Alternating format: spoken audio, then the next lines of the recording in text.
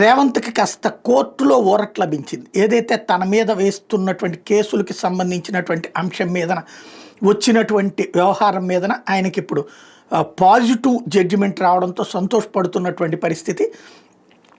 తన మీద వేసినటువంటి ప్రైవేట్ పిటిషన్లు రేవంత్ని కొన్ని రోజులుగా ఇబ్బంది పెడుతున్నటువంటి సందర్భంలో వచ్చినటువంటి తీర్పు ఇది. దాంతో సంతోషపడుతున్నటువంటి పరిస్థితి. ఎస్పెషల్లీ రేవంత్ని ఇబ్బంది పెడుతూ వచ్చినటువంటిది ప్రైవేట్ కేసు లాంటిదే అనాలన్నమాట. ఏదైతే తనకి సంబంధించినటువంటి వ్యవహారం మీద కూడా తనని ఇబ్బంది పెడుతున్నారంటూ ఆయన ఎప్పటి నుంచినో మాట్లాడుతూ వస్తున్నారు.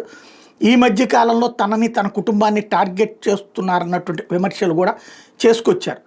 అయితే దాన్ని ఎవరూ పట్టించుకోకపోవడంతో కొంత ఇబ్బంది పడినటువంటి సందర్భం కూడా ఉంది.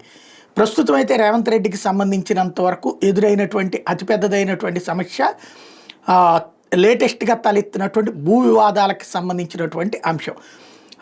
ఒక భూ వివాదం విషయంలో రేవంత్ రెడ్డి మీదన కేసు వేయటం, ఆ కేసుకు సంబంధించినటువంటి వ్యవహారం మీదన ఇప్పుడు స్వయంగా మాట్లాడాల్సిన పరిస్థితి వచ్చింది. ఏంటది? గోపనపల్లి ప్రైవేట్ భూ వివాదం. ఇందులో పెద్దిరాజు అనేటటువంటి వ్యక్తి ఇక్కడ ఈ ప్రభుత్వం ఉన్నది కాబట్టి, రేవంత్ ప్రభుత్వం ఉంది కాబట్టి నమ్మలేము అంటూ హైకోర్టు జడ్జి గారికి రేవంత్కి సంబంధాలు ఉన్నాయన్నటువంటి కోణంలో పిటిషన్ వేశారు. దాని మీద సుప్రీంకోర్టు తీవ్ర ఆగ్రహం వ్యక్తం చేసింది. పిటిషనర్ పెద్దిరాజు అడ్వకేట్ మీద కోర్టు ధిక్కర నోటీసులు జారీ చేసింది.